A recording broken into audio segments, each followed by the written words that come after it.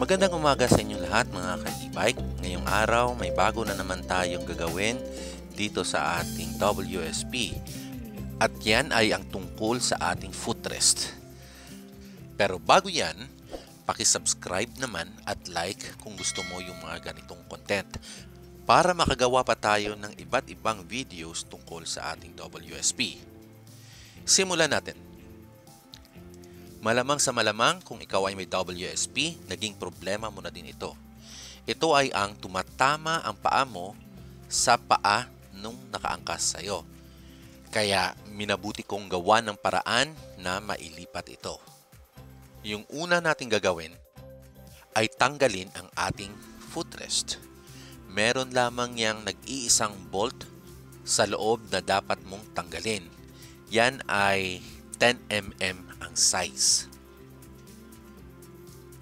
Tapos, ang gagawin natin dyan ay ilipat siya sa likod.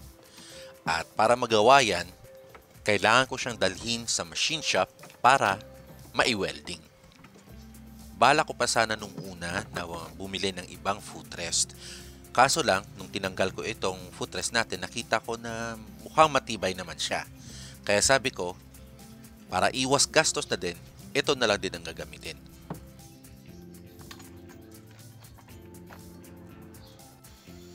So ito na nga, nandito na tayo sa machine shop at gumamit tayo ng makapal na plate para siguradong matibay ang ating footrest.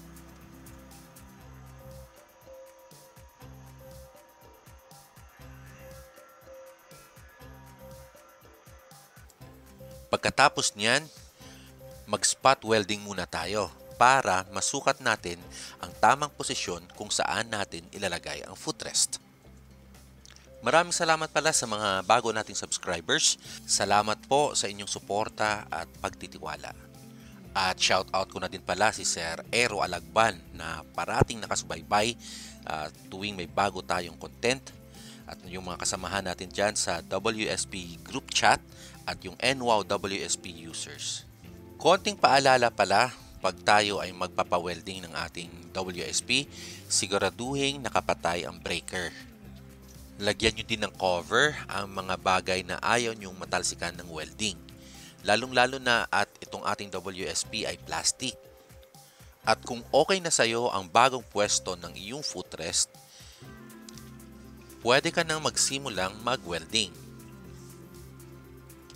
So ayan, nakikita nyo naman, makapal yung plate na ginamit pero nung sinubukan kong apakan, medyo gumagalaw-galaw siya ng konti.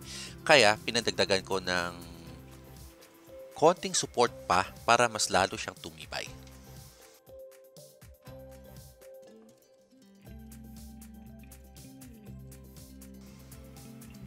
So ito na nga, tapos na nga yung pag-welding. At ako'y nakauwi na ng bahay. Inayos ko muna kasi pinagtatanggal namin lahat ng kable na naka-cable tie para maayos yung pag-welding. So, ayan na nga yung bagong pwesto ng aking footrest. Nasa sa inyo na yan kung gusto nyo pa siyang i-atras ng konti o okay na kayo sa pwesto. Yung pwesto ko is parang nasa bandang taas lamang siya ng bolt nung nasa ilalim ng side panel. Tapos nasa bandang loob siya para pag nakatiklop, hindi siya ganun kakita sa labas. Makikita mo lang talaga siya pag gagamitin mo yung footrest. So yung kailangan ko na lang gawin ay gawa ng paraan yung butas na pinagkunan ko ng footrest. Sa ngayon, plastic folder lang na kulay puti at double-sided tape ang katapat ng butas na yan.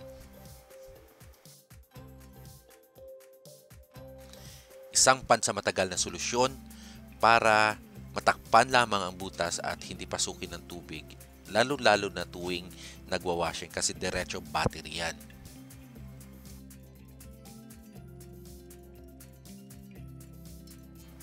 So ito na nga, sinusubukan namin ngayon ang bagong pwesto ng footrest.